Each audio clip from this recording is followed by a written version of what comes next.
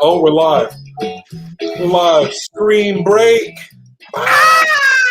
Don't have the screams in, man. As you can see, I'm back at home. Oh, we're live. Oh, we're live. I'm back at home from my island hopping from the week. I'm fresh off the plane. That's why I got my Hawaiian shirt on. Fresh off the plane. I like it. But I talked to investors on these islands. We got some money, and we've made some upgrades. Just some of the upgrades that we're coming at you in full 1080p HD. I gotta say, you're looking fresh over there, Shep, with this new HD setup of ours. I love it. We got the logo right here. We got Chase and Shep show logo. Heyo, Corey. Like it. But screen break. Screen break. Woo! Somebody scream. And I think it's our most spring break-esque movie yet. I think this was the most spring break-ish of all the movies. Also, I'm still enjoying my large McDonald's French fry, just because McDonald's fries, there's no competition really. No competition. You can't beat them. And you gotta eat them warm, man. You gotta eat them warm. So I can't wait on those. So I might munch on those throughout the episode. But today, we're doing Slay 5 Live, baby. And that was Piranha 3D. It's dropped in 2010. I love this movie, dude. You liked it, yeah? I loved it when it first came out, and I love it now. Nothing has changed. I never watched it when it first came out. I will say a funny story about it. When it first came out, I didn't get the chance to catch it in theaters. I was too young to go catch this one in theaters at the time. But I did watch it when it came out on DVD, and I loved it. And I was talking on Facebook about how I loved it. Well, this girl at the time that I was dating, her like older sister, commented on my post, and they were like a religious type of family. Commented on my post and started talking mad shit about me as a person for liking that movie. She's like, basically, I'm just a heathen and a sinner, basically for enjoying Piranha 3D, which probably, I guess, I don't know, Lots of boobies. Movies. I mean, I'm telling you, spring break. Spring break, yeah, that's like expected. That's what. And I haven't seen the Spring Break Massacre, but I can tell you, I don't think that holds up to the massacre that takes place in this movie. Oh God, it's fucking ridiculous. I didn't want to spoil that for you. I almost said something, but then you said you hadn't seen it before. I was like, well, you're in for a treat because this becomes full-on carnage. This becomes full-on Spring Break carnage at the end. Yeah, I knew, like, right when those idiots were climbing on the floating stage and climbing the scaffolding, I'm like, those pathetic. They do that. Just gonna go bad, and it went very bad very quick. Yeah. You asked me if there's a sequel. There is. That would have been Piranha 3 Double D. I've seen that. Yeah, and I know that one. I'm pretty sure the director of that second one was like, I don't know, he was like a porno director or something, I feel like. Because, like, I remember watching the bonus features for it, being totally scuzzed out by the dude. And just feeling really weird about it. And I don't know, I had a bad taste of Piranha 3 Double D in my mouth after that.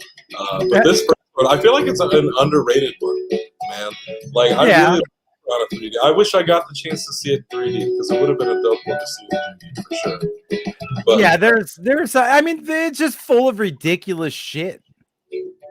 For sure. Even then, like when the dude's dick's floating down there. I think that's hilarious. I thought it was hilarious the first time I saw it. I still think because he's such an asshole and he deserves it. You know what I mean?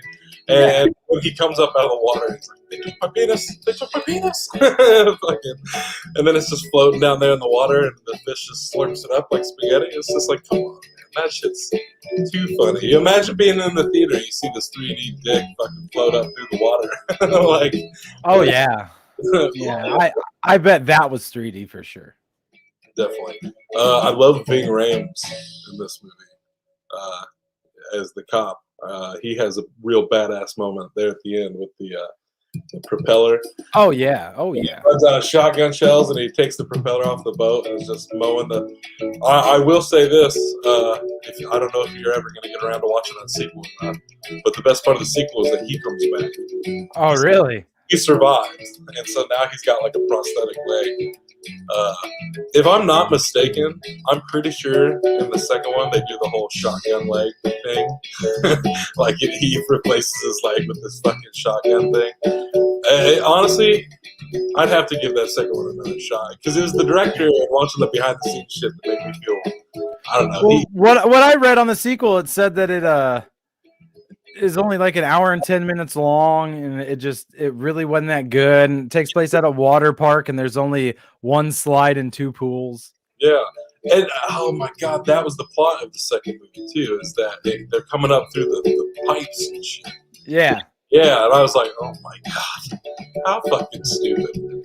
But we're not here to talk about that one. We're talking about this one. I thought it was funny that Adam Scott was in the movie. Yeah, this is, he's in two of my favorite horror movies, this and Krampus. And he works well. He has a great moment in this. It's that very last moment of his. That's something that always stuck with me from the first time I saw that movie, where they were like, those are just the babies. It's like, oh, well, then where's the mom? And just, boom, there's that last scare. That last. Well, that's why, like, when I looked up the sequel, I'm like, this makes zero sense, because why wouldn't you just go from that moment forward? Right. Yeah, which is so stupid. Unless all the people was like, nah, like, we're good. We did the first one. It was all right. But no, I thought it had a lot of fun kills, a lot of good slays. I was laughing and giggling the whole fucking time. It is funny. It's ridiculous. It's a lot of fun, especially for spring break. Like, that's what I mean. Like, not only a lot of spring break stuff happen on screen, but the spirit of it is very spring break. It's just fun, wet, and wild, bro. It's exactly that. Yeah, the Girls Gone Wild spoof. That shit was funny.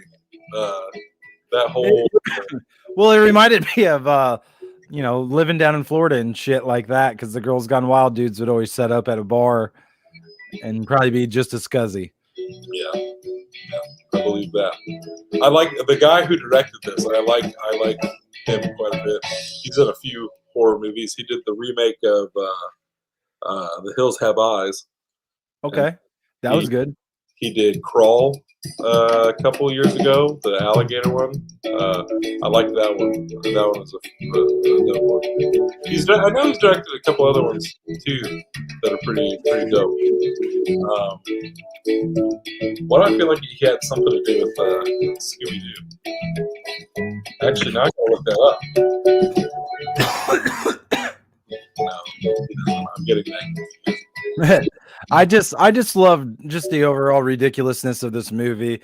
As far as a dude dropping his beer while he's trying to catch a fish is what leads to all this fuck shit happening. Which is, I'm pretty sure that dude in the opening scene, that's the dude from Jaws. Yeah. So that was definitely like this whole little homage to that.